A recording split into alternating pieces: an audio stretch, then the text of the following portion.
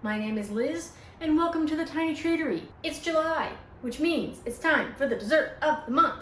This month on the menu, tiramisu, which, as should be a surprise to none of the longtime viewers, it's another one that I have never had before. I'm sorry. It's also something that I never really knew what it was, but after reading the recipe, which is very short and simple, I now understand what it is, so at least we have that now. Prediction? I don't think I will like it, but we'll find out. So I'll show the recipe on screen now, both with the original yield and the tiny yield, and meet you in the kitchen.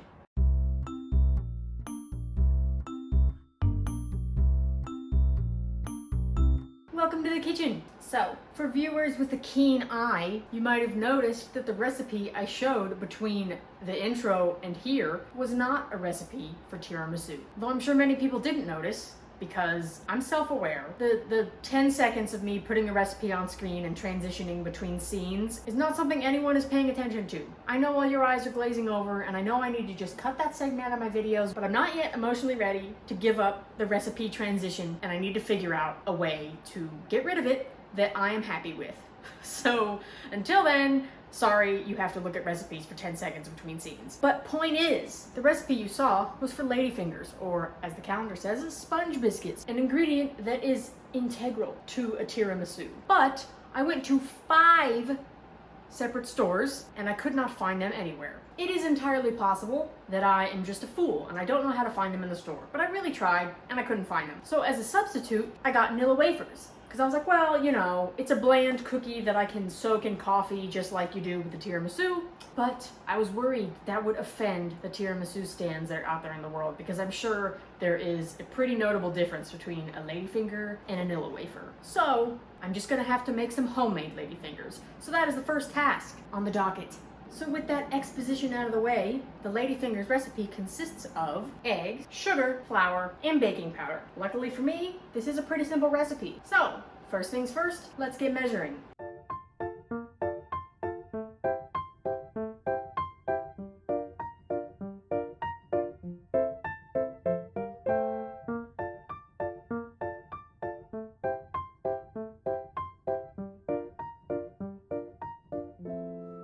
Everything's measured out. First, preheat to 400 degrees Fahrenheit.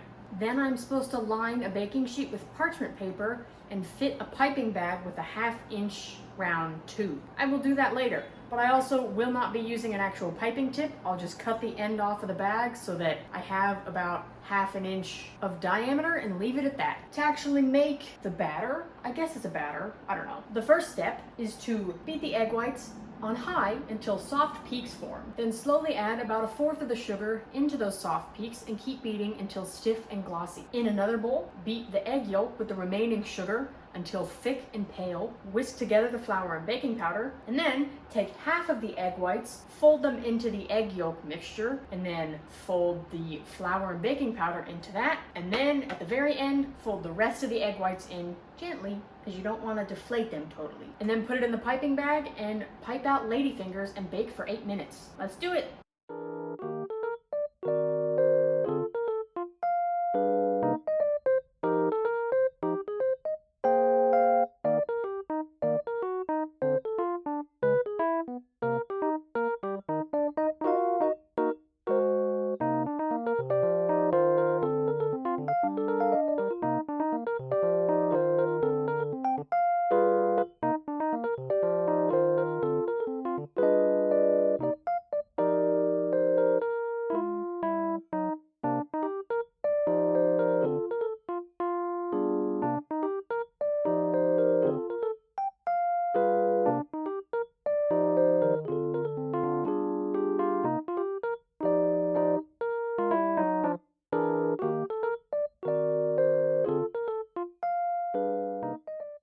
I have my homemade ladyfingers here. It was very easy to make.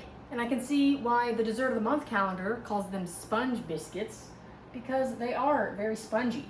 And biggerbolderbaking.com answers the question, should ladyfingers be soft or crunchy?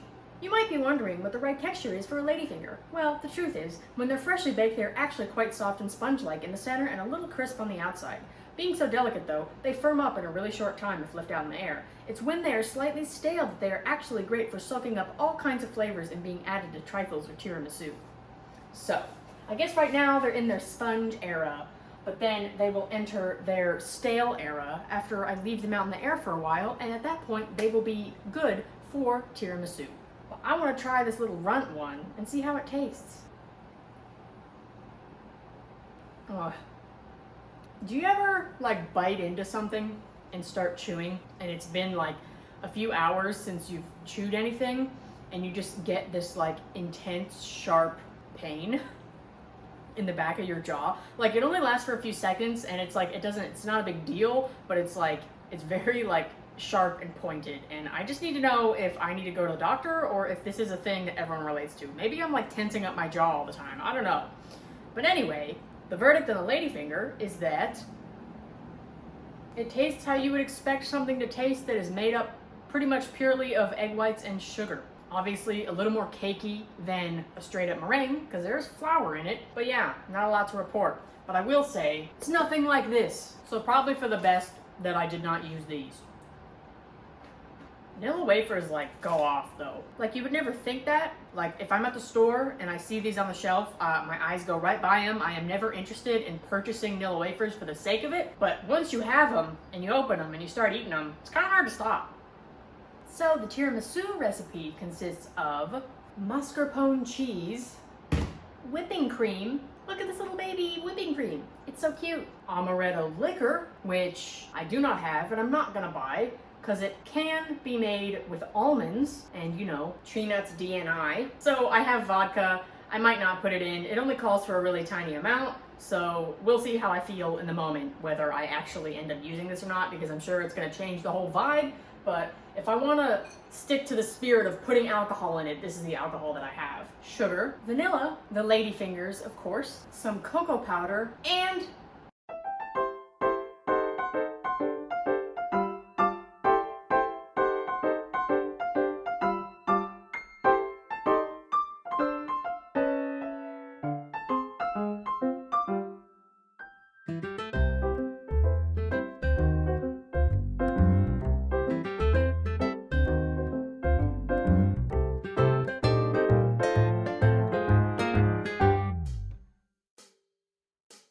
sweetened coffee.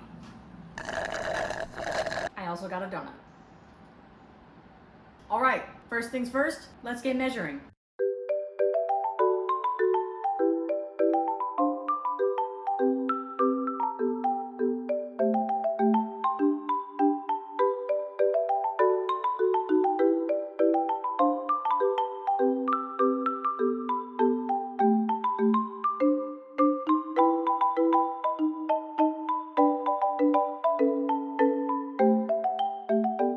So, the recipe is very simple. In a bowl, mix the mascarpone cheese, whipping cream, amaretto, which I just put a 1/4 teaspoon of vodka in this.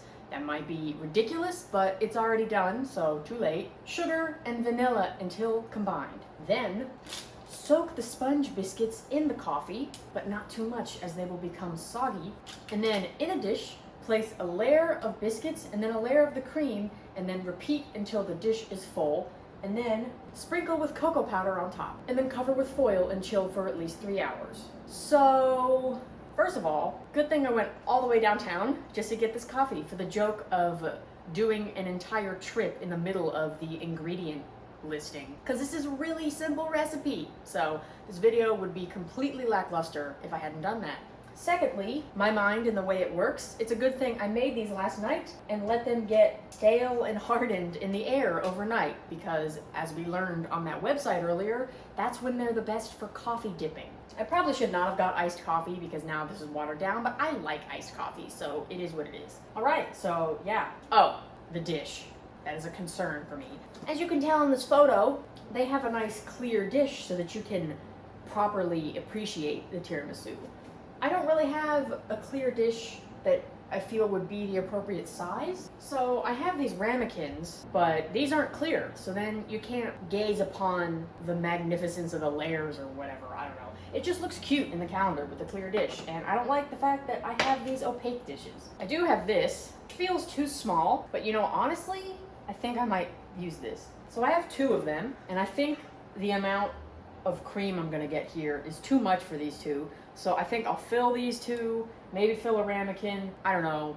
I think I probably should have reduced the recipe even more than I already did. I divided it by 5 from what's listed in the calendar, but I don't think I'm gonna like tiramisu, and now I'm gonna have all these little dishes of tiramisu. And for what? For whom? Not me. But whatever. We're here now. Let's make it.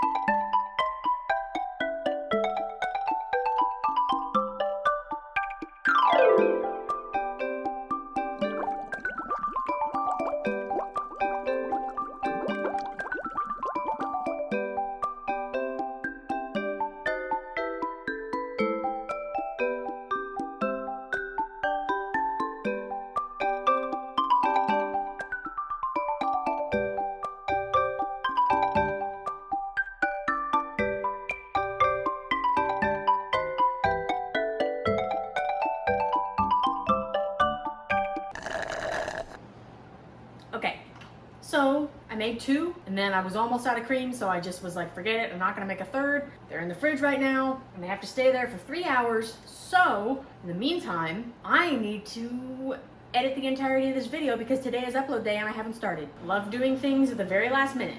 Not that anyone is holding me to it, because nobody cares, but I care, so. Also, I just wanna note that I'm aware Just want to let you know that I am aware that it is unsanitary and disgusting for me to make a tiramisu by dipping Ladyfingers into a coffee that I have drank out of with a straw. Doesn't matter because I am the one eating it, so I'm okay with it. But I'm just letting you know, in case you're worried, I will not give that second tiramisu to anybody because that would be gross. I won't need to do a plating clip because the dish is already plated. It is what it is. So the next time I'll see you will be 3 hours later at the taste test table. Bye. Hi. Time for the taste test. I'm really not looking forward to it because, as the true fans know, I hate cheesy, creamy desserts. The dairy does not do it for me. So this is gonna be rough, but we'll see how it goes, I guess. First, I wanna try a stale ladyfinger, see how that tastes. They're still kind of spongy.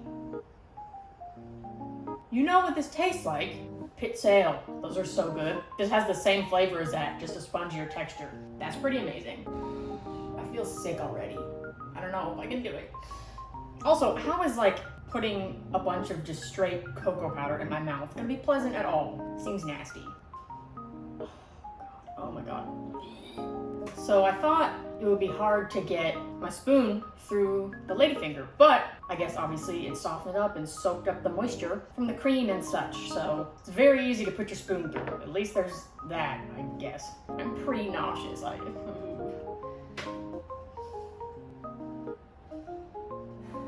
This is so rude. On my birth month, this is what you're gonna make me eat during my birth month?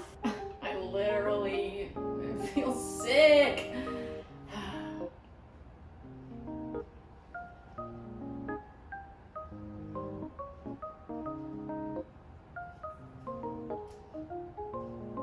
Okay, that was fine. Yay! The cocoa powder actually like really helps. Chocolate changes everything, I guess, because it kind of just made it taste like chocolate ice cream. So let me try and get a deeper bite that doesn't have the cocoa and see how I feel about that. And the coffee is really powerful. I didn't know if there would be really all that much of a coffee flavor since all I did was like dip the ladyfinger in the coffee and then put it in here. But the strength of the cocoa flavor and the coffee flavor are powerful enough that I'm not getting a cheese cream vibe. So I'm very pleasantly surprised. I'm sorry for yelling at you. You have done right by me during my birth month. I might even be able to eat the second one that's in the fridge. Thank God. I was really not in the mood to eat some nasty stuff today. Ranking. I'm gonna give the tiramisu an 8 out of 10. That might put it in first place, or it might be tied. But if it's tied, I think I still believe this to be the best one I've had so far, because it's not gross in any way at all, and the coffee and chocolate flavors are good, and it's not weird.